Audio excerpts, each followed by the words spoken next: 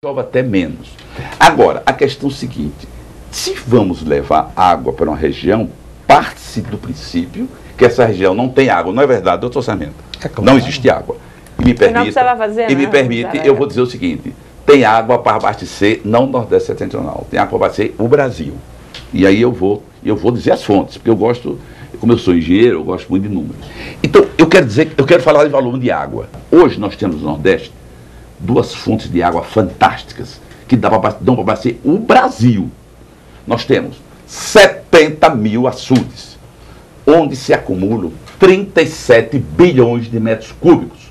Para que você tenha uma ideia do absurdo, me permita, 37 bilhões. Essa transposição só vai levar 2 bilhões de metros cúbicos. O senhor, então, quer dizer, 37 bilhões de metros cúbicos não resolveram. O senhor, então, confirma a minha constatação inicial de que o senhor acha que o projeto é até modesto. Não, o projeto é ao invés de levar 37, está levando 2 bilhões apenas. Porque se tem 37 bilhões lá e estão ansiosos, o senhor para agora que levar 2? Permita fazer alguns esclarecimentos de natureza técnica, é que a região comprovadamente mais seca do Brasil, aqui não é uma disputa de misérias, não é questão de quem é mais seco ou menos seco, mas é uma constatação climatológica. Primeiro que a minha observação em relação a semiáridos dentro do semiárido não tem nenhuma divisão antropológica ou humana envolvida nessa classificação. Ela é meramente climática, me permita. Ela é meramente natureza hidroclimatológica.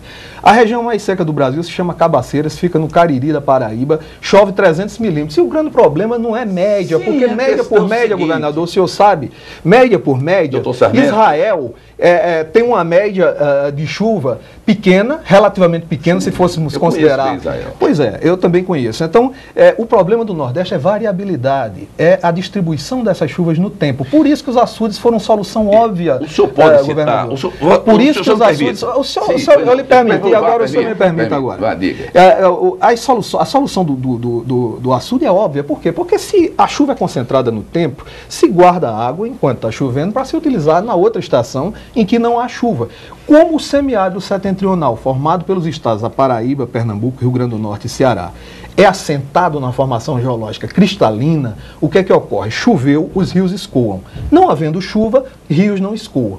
Então, mais do que em qualquer outro lugar, outro semiárido nordestino, os açudes ali se fizeram necessários. Só que chega uma época em que as demandas crescem a tal ponto que obrigou, inclusive, Aracaju a fazer a sua transposição, a São Paulo fazer a sua transposição, ao Rio de Janeiro fazer a sua transposição. As demandas crescem a tal ponto que as fontes locais, no caso lá os açudes, não atendem mais aquela região. Então, precisa se importar, isso é uma coisa óbvia, é um conceito muito óbvio. Eu permito, o senhor consumir uns 3 minutos, eu preciso também equilibrar o debate. Tá certo, pô. Então veja só. A senhora, veja o tempo, porque eu também gostaria de... Não, mas todos isso aqui é democrático. Naquela região, o que é que ocorreu?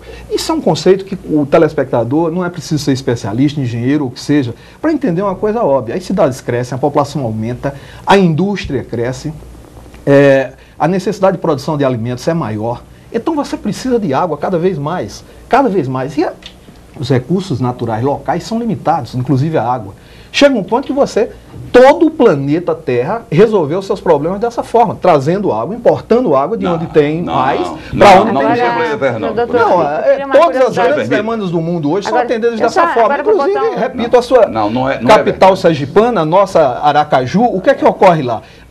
São dois sistemas, inclusive. O outro sistema serve à indústria, que é meritório, é absolutamente meritório. São 650 litros para atender as plantas de potássio, de cloreto que existem lá, que geram emprego, que geram renda. Agora, esse mesmo direito, o governo federal hoje resgata, e é um resgate histórico, para uma população que vive fora de uma região que a natureza privilegiou, dando um rio cuja caixa d'água principal é Minas Gerais e que concentra 70% da água doce disponível na região do Nordeste. Doutor Sarmento, eu lhe agradeço. Eu até agora quero lhe perguntar, porque como leiga no assunto, o senhor é engenheiro especialista, foi governador, ministro da área que cuidava dessa questão, o doutor Sarmento também, agora eu sou leiga. Então o senhor falou que a solução são açudes. Não, eu não estou dizendo que são açudes, estou dizendo que existe água em abundância. Sim. Agora a senhora vai me permitir explicar por que é que não são usados.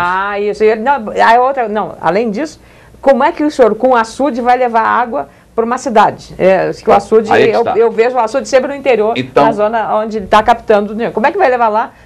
Um só não pode fornecer água para toda a cidade. Exato. Tem que ser de vários. Aí a logística, para mim, como leiga, me parece complicada. Então, vamos explicar por que tem tanta água nos açudes, que eu vou chegar em outra ainda mais importante. Viu? O telespectador tem um pouquinho de paciência que vamos chegar lá.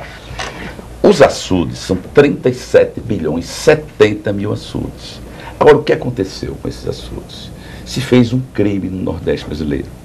Nós gastamos dezenas de bilhões de dólares para fazer açudes gigantescos. Mas o que ocorre?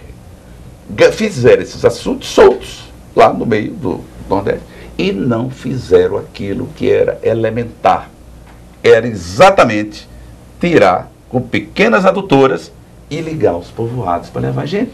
Então, esses açudes, esse mar de água doce que está lá nos açudes, você tem uma ideia, só deve ter ouvido falar do açude de Oroz. Sim, esse é o maior. Não, hoje o maior, ainda tem maior do que o Oroz, que é o do...